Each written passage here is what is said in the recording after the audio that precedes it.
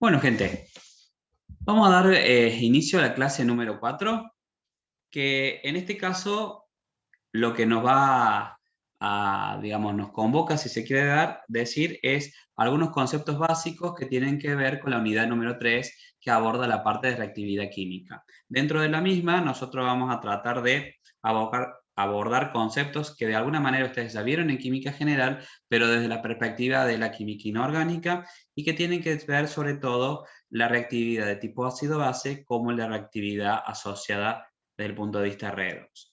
Para ello vamos a analizar algunos términos termodinámicos que son de relevancia para poder justamente hacer un análisis de esos comportamientos o de esas reactividades como tal.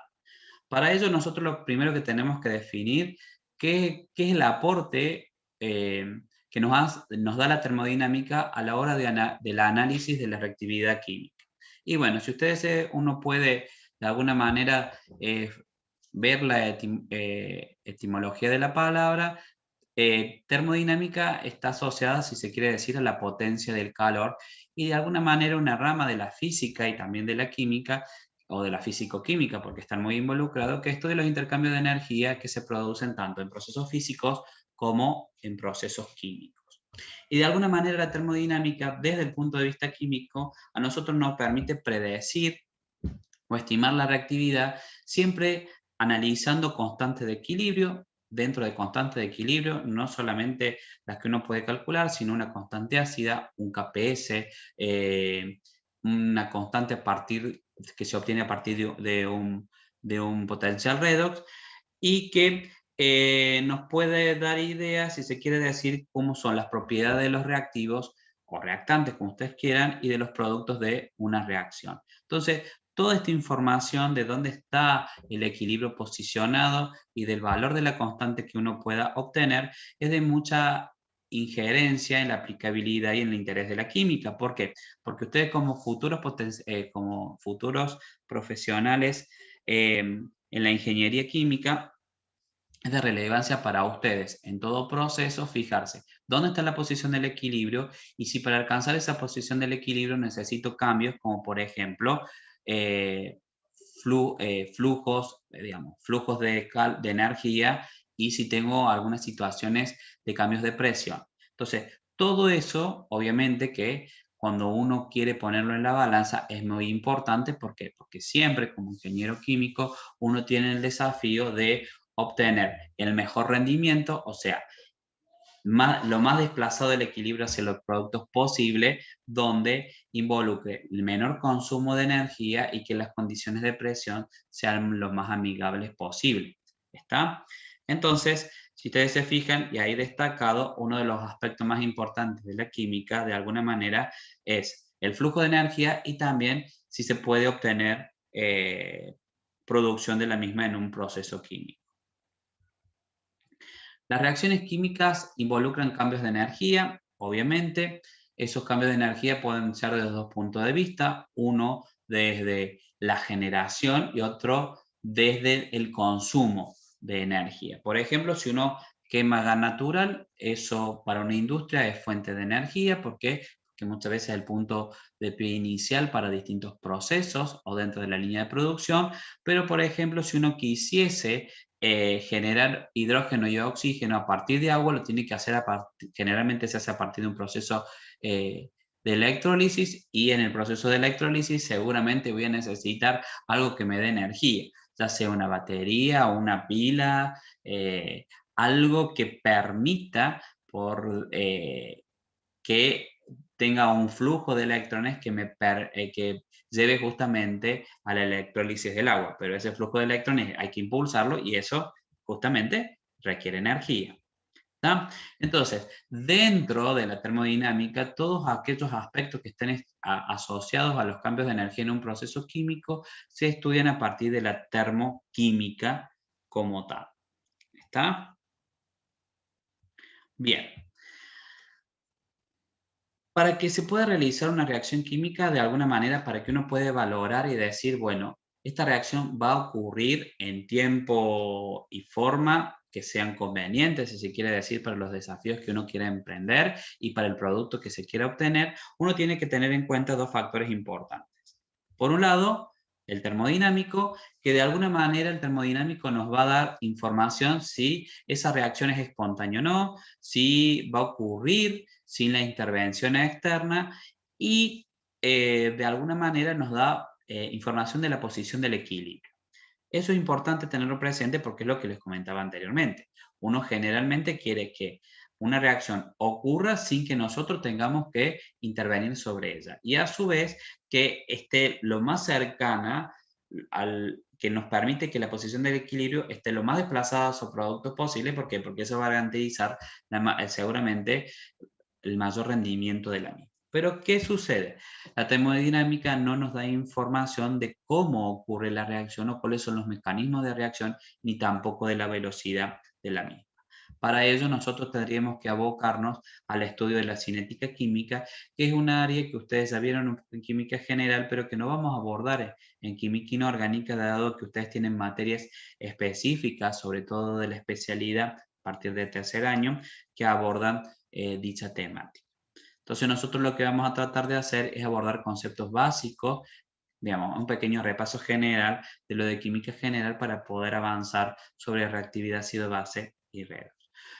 En todo sistema termodinámico lo que uno tiene que tratar de hacer es definir el estado. ¿Y qué es el estado? Bueno, no es nada más y nada menos que la situación específica en la cual se encuentra un sistema. Entonces, para cuando uno quiere hacer una descripción de un estado desde el punto termodinámico, lo que uno tiene que tratar de hacer es analizar determinadas variables macroscópicas que uno las puede medir, que son experimentales y que generalmente nosotros las vamos a llamar variables termodinámicas. Y esas, entre ellas, las más comunes son la presión, el volumen y la temperatura.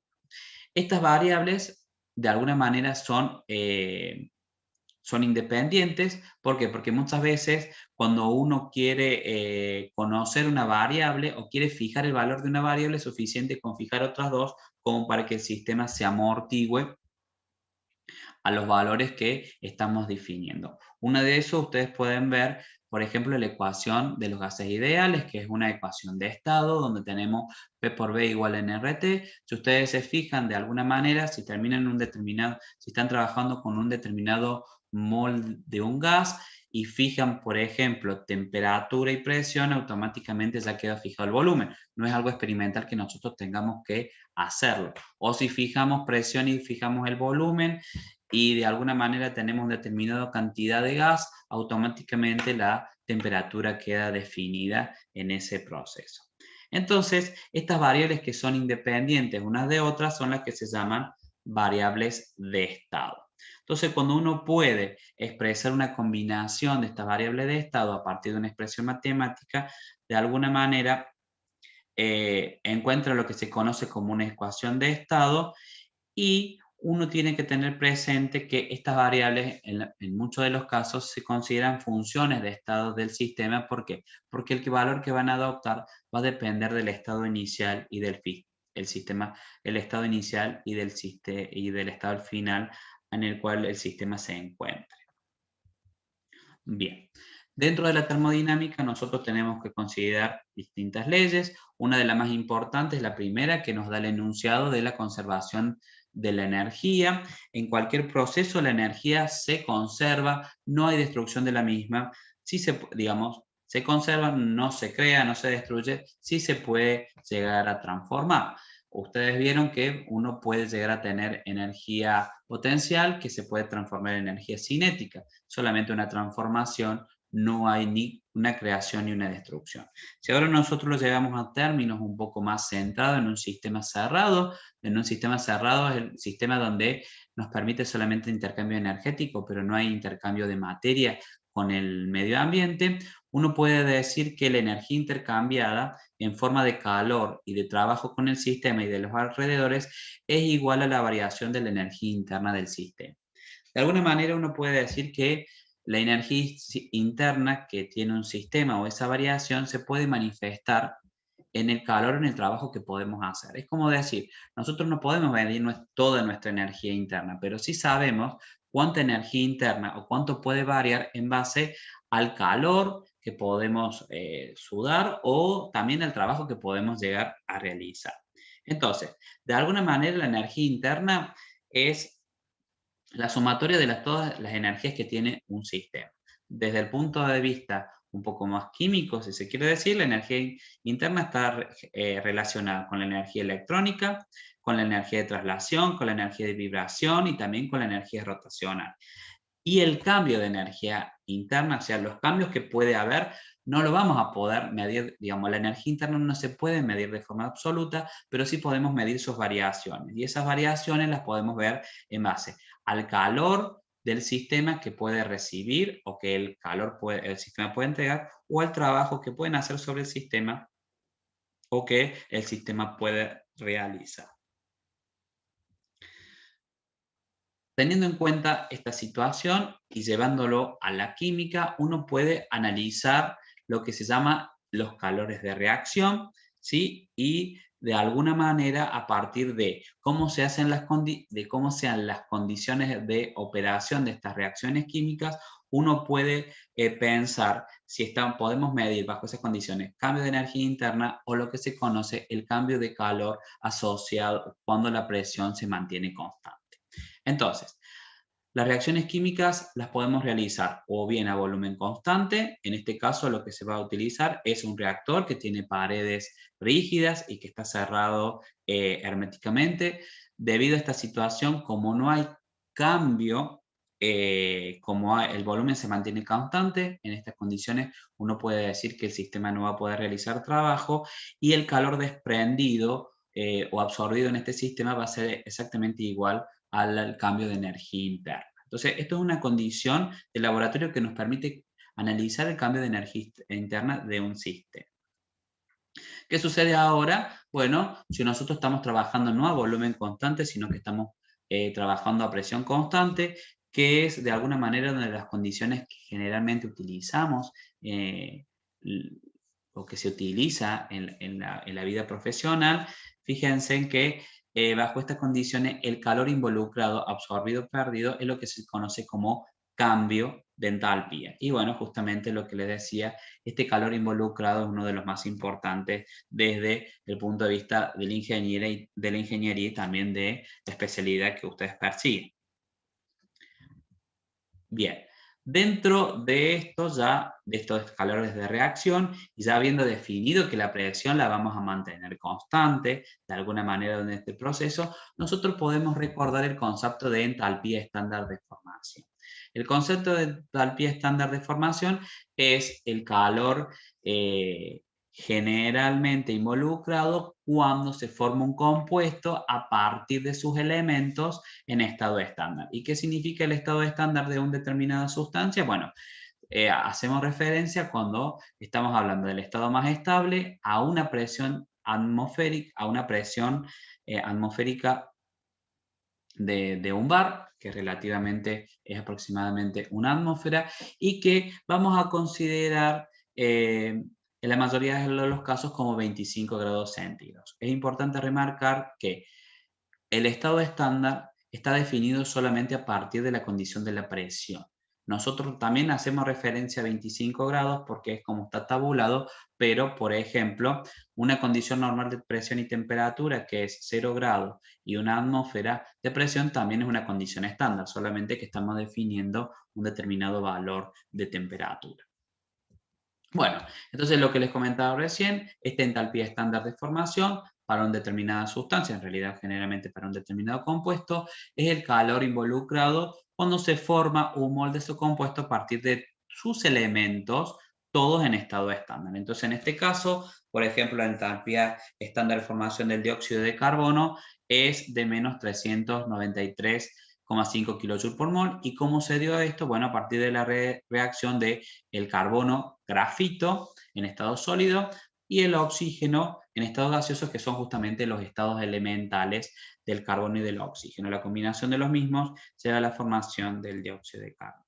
¿Qué pasa si ahora uno quiere considerar la entalpía estándar ya no de formación, sino de una reacción? Lo único que tiene que hacer es aplicar la ley de Hess. En este caso, cuando aplicamos la ley de Hess, fíjense que para considerarlo, y siempre en condiciones estándar, va a ser que la sumatoria de los delta H de formación de los productos que uno quiera obtener multiplicado por su coeficiente estequiométrico, a lo cual le vamos a sustraer la sumatoria de que de los coeficientes de los delta H de formación de los reactantes, cada uno multiplicado por su coeficiente estequiométrico. Entonces, de nuevo, esto es como un repaso para que ustedes recuerden definiciones, que es una entalpía estándar de formación, que es una entalpía estándar de reacción. Hasta el momento solamente hemos indicado cuál es el calor que puede estar involucrado en una reacción química, pero nada nos da información con respecto a si eso va a ser espontáneo o no, es decir, si va a ocurrir sin que ningún agente externo lo provoque o que sin la necesidad de que nosotros tengamos que forzar el sistema para que una reacción química vaya a ocurrir. Algo que uno tiene que sí o sí remarcar es que los cambios espontáneos o aquellos que garantizan espontaneidad no necesariamente se dan de forma rápida. ¿Sí? Un proceso espontáneo, para que ustedes lo sepan, es, por ejemplo, si ustedes tienen una taza agua con azúcar, si ustedes se fijan, lo pueden dejar, a lo mejor en el momento no ve que se disuelva el azúcar, obviamente que pensando en una solución que no esté saturada. Si nosotros estamos en una condición que no está saturada, uno puede agregar el azúcar, puede pone azúcar, pone agua y puede ver que eso como que no se disuelve. Pero si uno le deja un tiempo, va a ver que ese sistema espontáneamente va a llevar a la solubilización. Todos sabemos que si queremos hacer que ese sistema sea más rápido, no lo estamos forzando desde el punto de vista espontáneo, sino que estamos haciendo que ocurra más rápido, es tan simple como agarrar una cucharita y agitarlo, disolver. Bueno, entonces, fíjense, en este caso, para mostrarles, nosotros tenemos acá dos baloncitos, un baloncito que está cerrado y tenemos un gas en este recipiente que está, como si se quiere así, comprimido. Si nosotros ahora abrimos las válvulas, fíjense que espontáneamente este gas va a tender a ocupar el otro recipiente que está vacío. Y es un proceso espontáneo, nadie lo tiene que soplar al gas, nadie tiene que forzarlo para tratar de ocupar todo el volumen que ahora le es disponible. ¿Sí? Entonces, ¿cómo se puede explicar esta direccionalidad? La puede explicar el primer principio de la termodinámica. No. ¿Por qué? Porque hay algo que nos estamos olvidando también para que podamos analizar esto. Es que los sistemas que actúan de forma espontánea, y es lo que ustedes ya han visto, tienden al aumento del caos en este caso. Llevan al caos, llevan consigo un aumento en el caos del sistema. Entonces, para definir este grado de desorden, uno tiene que hacer uso de la segunda ley de la termodinámica, que es la que nos habla de la entropía, y que la entropía no es nada más y nada menos que una medida del desorden o de lo aleatorio que es un sistema. Uno puede hacer una definición que en un sistema que de alguna manera ocurre espontáneamente, digamos, en un sistema aislado, ahora fíjense en que no hay intercambio ni de materia ni de energía con el medio ambiente, un sistema que es espontáneo va a llevar de alguna manera a un aumento de la entropía a medida que va ocurriendo. ¿Sí? La entropía, al igual que la entalpía, no lo dijimos, pero seguramente ustedes lo recuerdan, es una función de estado, es una propiedad extensiva y de alguna manera uno lo puede definir como el diferencial del calor reversible sobre T. Nosotros no vamos a ahondar en este concepto, es algo que ustedes van a abordar realmente en tercer año en termodinámica y van a tener mucha información para poder hacer ese análisis, pero se puede calcular la entropía siempre que uno aplique un camino reversible. Digamos, si uno quiere hacer un cálculo de entropía, puede aplicar un camino reversible y a partir de ahí poder calcular la entropía de un determinado sistema. Lo que sí nosotros podemos llegar a decir que a diferencia de la entropía se puede medir de forma absoluta. En el caso de la entalpía, y un concepto que vamos a ver un poquito más adelante, que es la energía libre de Gibbs, Ninguno de esos dos se pueden determinar de forma absoluta, siempre es de forma indirecta y partiendo de algunas premisas que uno define, como por ejemplo que la entalpía de formación de los elementos más estables va a ser de 0 y también la energía de libre de Gibbs. Pero en el caso de la entropía, fíjense que la entropía, si ustedes se fijan en tablas, se puede determinar de forma absoluta y no dice delta S, sino que dice, directamente dice tiene la unidad S, digamos, su símbolo S como tal. Las unidades son de Joule sobre Kelvin, a diferencia de los otros que generalmente son kilojoule. Algo que uno tiene que considerar es que en todo proceso que es irreversible hay un aumento de la entropía del universo, por lo tanto, si ustedes se fijan, en un proceso que es irreversible, la entropía del universo, que tiene las contribuciones de la entropía del sistema y del entorno, tiene que ser mayor a 0, y eso se utiliza como criterio de espontaneidad, y también se sabe que en aquellos sistemas que alcanzan el equilibrio, que uno puede decir que, que son reversibles, uno dice que en este caso la entropía del universo es igual a 0. En un equilibrio, uno que puede llegar a decir que la entropía del sistema tiene el signo contrario a la entropía del entorno o viceversa. Pero ¿qué sucede? Muchas veces es difícil utilizar a este criterio para definir la espontaneidad de un proceso. ¿Por qué? Porque fíjense, ¿qué es el universo? Nuestro sistema nosotros lo podemos llegar a controlar. Por ejemplo, puede ser un vaso de precipitado donde estamos mezclando ácido sulfúrico o que, por ejemplo, para una persona, para un sistema que está siendo apagado de cal, puede llegar a ser su sistema óxido de calcio más agua. ¿Pero qué es el entorno? Bueno, el entorno es todo lo que está rodeando y muchas veces no es tan fácil de definir cuál es el entorno. Entonces, los químicos, siempre apelando a simplificar algunas situaciones, lo que hemos tratado es de buscar un criterio de espontaneidad que solamente dependa de las propiedades del sistema, que es de alguna manera lo que uno puede llegar a controlar. Entonces, trabajando bajo dos condiciones que generalmente tratamos de mantener, que son presión y temperatura constante, uno puede hacer una conversión que nos lleve a la siguiente situación. Nosotros sabemos que el calor del sistema, si está a presión constante, va a ser igual a ¿qué? Al delta H del sistema, y que de alguna manera el calor que da en el sistema, el calor, digamos, que pierde el sistema, lo gana el entorno o viceversa. Entonces, de alguna manera uno puede llegar a decir que el calor del entorno va a tener el signo contrario al del sistema.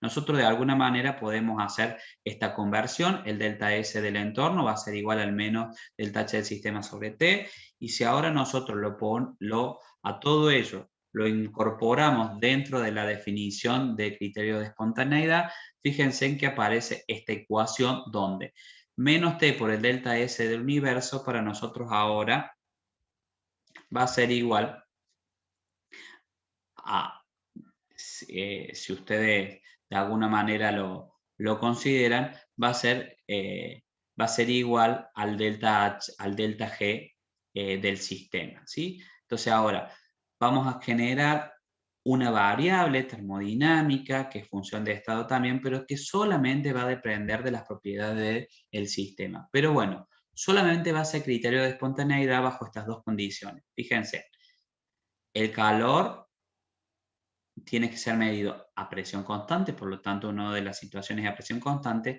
y la temperatura también se tiene que mantener constante. Entonces, fíjense, el delta G del sistema va a ser criterio de espontaneidad cuando la temperatura y la presión del sistema o de lo que estemos valorando se mantengan constantes y sea menor a 0.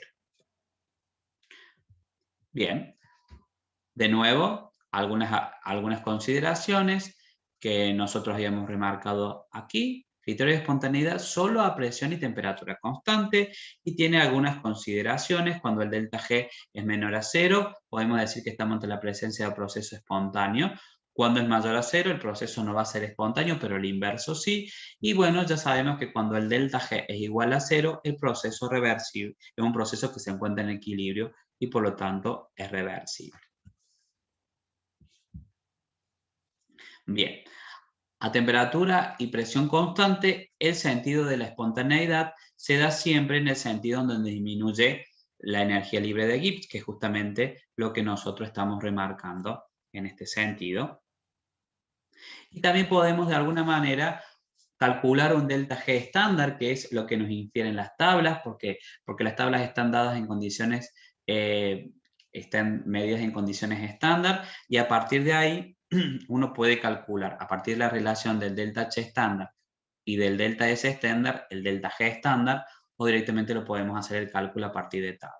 Pero obviamente que muchas veces nosotros en el laboratorio no nos encontramos en condiciones estándares. ¿Por qué? Porque generalmente no trabajamos a 298 grados, si bien podemos trabajar la presión a una atmósfera, muchas veces los sólidos no son puros, que es una condición para la estandaridad, para que estemos en condiciones estándar, y tampoco las soluciones son unomolar, pueden diferir de ese valor. Entonces tenemos que encontrar algo que nos permita alcanzar un equilibrio o que nos permita realmente hacer el cálculo del delta G, que es el criterio que vamos a utilizar como espontáneo. Entonces, para hacer una relación entre el delta G y el delta G estándar podemos utilizar esta ecuación donde tenemos que al delta G estándar sumarle un término que contiene la temperatura y el cociente de reacción. ¿Qué es el cociente de reacción? Es lo que de alguna manera es una relación de masas donde vamos a tener en el numerador la presión y las concentraciones de los productos elevado a cada uno de sus coeficientes estequiométricos, dividido, si se quiere decir, la concentración o las presiones de los reactivos elevado a cada uno de sus coeficientes estequiométricos. El coeficiente de reacción tiene la misma expresión de que la constante de equilibrio, solamente que es en una condición que esté fuera del equilibrio. ¿Por qué? Porque ahora cuando estamos en el equilibrio, el delta G es igual a 0, como lo dijimos anteriormente, y ahora el Q es igual a la constante de equilibrio. Bajo esas condiciones, que es algo que ustedes seguramente han utilizado, el delta G estándar lo pueden utilizar para calcular a partir del despeje matemático de la constante de equilibrio como tal.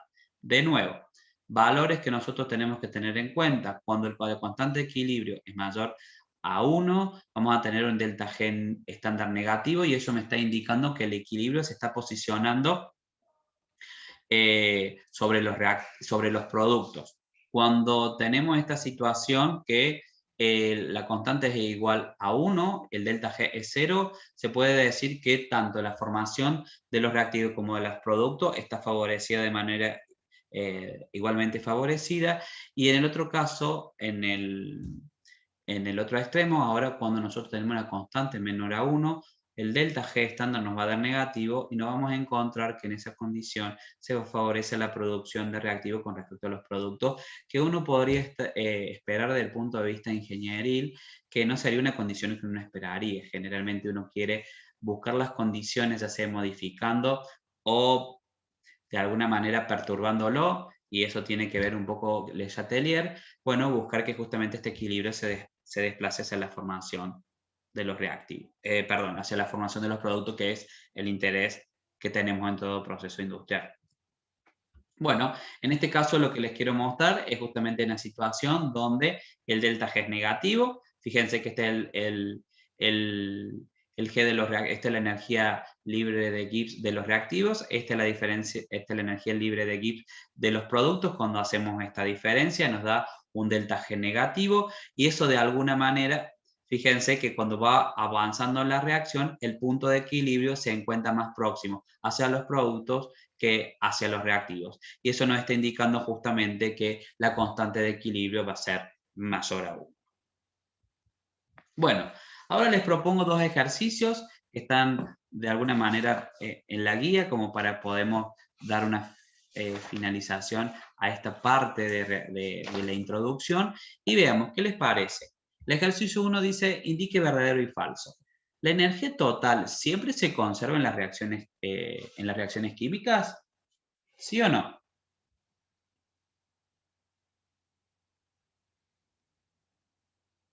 Sí, por la primera ley. Exactamente, sí, la energía total de un sistema sí se conserva. Perfecto. ¿Un proceso espontáneo solo ocurre con un aumento de la entropía del sistema? No, profe, falso. Eso también es muy bien, eso es falso. Lo importante acá es que haya un aumento de ¿qué? De la entropía del universo. Eso es un criterio de espontaneidad como tal. Uno esperaría que se aumente la entropía del sistema. Podríamos llegar a pensar que ese proceso podría ser espontáneo, pero fíjense que hay dos contribuciones, la contribución entálpica y la contribución entrópica. ¿Sí? La energía libre de Gibbs solo puede utilizarse como criterio de espontaneidad en procesos que ocurren a temperatura, a presión y temperatura constante. Verdadero. Verdadero, exactamente. Eso es criterio de esa manera. Si ustedes tienen un sistema donde se van a generar gases, por lo tanto, la presión empieza a incrementarse, no lo puedo utilizar como criterio de espontaneidad. Si ustedes tienen una reacción que de alguna manera la calientan, pero después, a medida que va ocurriendo el proceso, la misma se va enfriando y no se mantiene constante, tampoco lo podemos utilizar como criterio de espontaneidad. ¿El delta H para las reacciones espontáneas siempre es negativo? Falso. Falso. Hay, por ejemplo, procesos que son endotérmicos, que están favorecidos desde el punto de vista entrópicos, que llevan justamente a que ese proceso sea espontáneo. Por ejemplo, cuando nosotros tenemos si se quiere decir, cuando se fusiona el hielo. El proceso de fusión del hielo es un proceso que es espontáneo, pero ocurre ¿por qué? Porque si bien se toma energía, que es un proceso endotérmico, aumenta el desorden del sistema. ¿Las reacciones espontáneas ocurren siempre rápidamente? Falso. También es falso. Recuerden ustedes que por un lado es un proceso espontáneo y por otro lado es la cinética con la que va a ocurrir esa reacción. Bueno, y ahora les propongo que analicemos este ejercicio. ¿Sí? Dice, para la reacción de formación del dióxido de carbono a una dada temperatura y en condiciones estándar, y en condiciones en las que el delta G es menos 42 kJ por mol, indique justificando si son verdaderos o falsos. A ver, ¿les parece que este sistema se encuentra en equilibrio? No, profe, porque el delta G es distinto de cero. Exactamente. Entonces, eso es falso, no se encuentra en equilibrio. ¿El dióxido de carbono se descompondrá espontáneamente? No, se formará espontáneamente. Excelente. Se forma espontáneamente. Entonces, si alguien les dice, les pregunta, ¿es el dióxido de carbono una especie termodinámicamente estable con respecto a sus elementos de formación? ¿Ustedes qué dirían? ¿Que sí o que no? Que Sí. sí. Exactamente. A ver, ¿el cambio de entropía del proceso es mucho mayor a cero?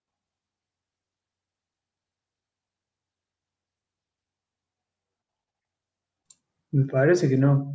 ¿Es igual? ¿Es igual a cero? No, profe, puede ser que sea menor que cero, Podría ser. porque A ver, pasamos de 2. Pero pasás de estado sólido a gaseoso con el carbón, entonces aumenta el desorden. Pero Vamos. igual, Claro, pero hay un mol en los reactivos y un mol en los productos.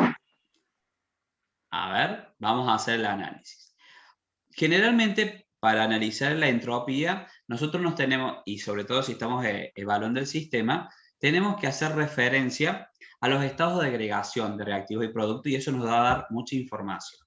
En el caso de los reactivos, tenemos un estado ordenado, que es el estado sólido, tenemos un mol de un estado gaseoso, que es desordenado, y en los productos estamos obteniendo un mol de una especie que está en estado gaseoso. Entonces, de alguna manera, partimos de un sistema que está desordenado, pero llegamos también a un producto que está desordenado y más o menos en la misma magnitud. ¿Por qué? Porque tenemos un mol de cada una de estas especies. Entonces, cuando hacemos la diferencia de delta S, uno podría llegar a decir que es aproximadamente cero, ¿sí? O no muy distinta de cero. ¿Estamos de acuerdo? Entonces, lo que no podemos decir en este caso es que realmente el cambio de entropía es mucho mayor a cero, como diciendo que aumenta el desorden. En este caso, aproximadamente el desorden, si se quiere decir, se conserva, o el delta S es aproximadamente cero. ¿Estamos de acuerdo? Sí, profe. Perfecto. Entonces, teniendo en cuenta eso, pensemos en esto, ¿la reacción es endotérmica? No, es exotérmica. Falso. Eso es falso. Fíjense, ustedes tienen que tener presente siempre, el delta G de alguna manera tiene dos variables que son de relevancia, el delta H y el delta S. Entonces, para que el delta G sea negativo, uno tiene que pensar lo siguiente, ¿cómo voy a lograr que el delta G sea negativo? Bueno, o porque el delta H sea negativo, o porque menos T por delta S sea negativo. Para que menos T por delta S sea negativo, el delta S tiene que ser positivo. ¿Está? Entonces, ¿cuándo uno puede garantizar que un sistema va a ser espontáneo? Cuando esté termodinámicamente, o mejor dicho, entálpicamente favorecido, es decir, que el delta H sea negativo, o cuando esté entrópicamente favorecido. ¿Eso qué significa? Cuando el delta S sea positivo. Esto se le suele llamar como pseudo fuerzas impulsoras, porque no son fuerzas, no son vectores, pero uno dice, la entalpía es una pseudo fuerza impulsora de la espontaneidad del sistema y la entropía es la pseudo fuerza impulsora de la espontaneidad de este sistema. Si se dan juntos, sí significa que de alguna manera el delta, digamos, la espontaneidad de ese sistema está favorecido tanto del punto de vista entálpico como del punto de vista entrópico. Analizando este ejercicio en particular, nosotros podemos decir que la entalpía no juega un rol preponderante en la espontaneidad. Entonces, si no lo juega la entalpía, sí lo tiene que jugar ¿quién? Perdón, si no lo juega la entropía, ¿quién lo tiene que jugar, sí o sí? Entalpía. La entalpía, exactamente, y por eso, en este caso, la entalpía tiene que ser negativa, por lo tanto, la reacción debe ser exotérmica. Bueno, y ahora les propongo lo siguiente. Esto es una reacción, le dice, una reacción X. Dada la siguiente reacción exotérmica, ¿sí? Que ocurre a 25 grados centígrados y presión atmosférica, les pide que indiquen los signos de delta H, delta S del sistema, delta G y delta S del universo, pero sin hacer ningún tipo de cálculo, ¿sí? Y de alguna manera ustedes tienen que inferir si esa reacción va a ser espontánea o no. Entonces, ¿qué me pueden llegar a decir? ¿Cómo es el signo del delta H? Negativo. Negativo. Negativo. ¿Por qué negativo? Y porque me dice el enunciado que la reacción es exotérmica. ¿Estamos de acuerdo? Vamos con el delta S del sistema. ¿Qué les parece? ¿Positivo o negativo? Positivo. Positivo. Excelente, gente. Fíjense en que en este caso estoy teniendo un sistema al principio gaseoso, pero por 1 mol, y acá tenemos al final también un sistema gaseoso, pero en este caso se obtienen 2 moles. Entonces estoy de alguna manera aumentando el desorden al final de la reacción. Digamos, si yo analizo el estado final con respecto al estado inicial, hay un desorden en la misma. Entonces, ¿qué puedo decir? Que el delta S del sistema va a ser positivo. Si el delta S del sistema es positivo, ¿yo qué puedo decir? Que de alguna manera este sistema está favorecido desde el punto de vista entrópico y también va a estar favorecido desde el punto de vista entálpico, porque el signo es negativo. Entonces, ¿qué esperan ustedes de delta G? Negativo. Negativo. Entonces, ¿yo qué puedo decir? ¿Cómo va a ser la reacción? Espontáneo. Espontánea. Espontánea, perfecto. Entonces, teniendo esas consideraciones, ¿cómo puedo pensar que va a ser el delta S del universo? ¿Positivo o negativo? Positivo. ¿Por qué la duda? Es positivo, profe, por la Es- segunda ley. Bueno, Exactamente. Es positivo, gente. Es positivo. Recuerden que en todo proceso que es espontáneo se lleva, digamos, ocurre siempre cuando el delta S del universo también aumente. Muy bien. Y acá, bueno, ustedes tienen una pequeña reacción para que después consideren si el formaldehído va a ser estable o no. ¿Sí? Entonces, en este caso, para hacer eso, para saber si una especie va a ser estable o no una determinada, lo primero que yo tendría que hacer es calcular el delta G de la reacción. Si el delta G de la reacción es negativo, ¿eso qué me está indicando? Que de alguna manera esta reacción tiene tendencia a ¿qué? a ocurrir. Fíjense que ese es el valor que me está ocurriendo. En este caso, el delta G de la reacción es negativo. Entonces me está indicando que de alguna manera esta reacción tiene tendencia a ocurrir. Si esa reacción tiene tendencia a ocurrir, ¿qué me significa? ¿Que este reactivo va a ser estable o no? No. No, exactamente. Y eso es a lo que tenemos que concluir. Que en estas condiciones el formaldehído en estado gaseoso no va a ser estable.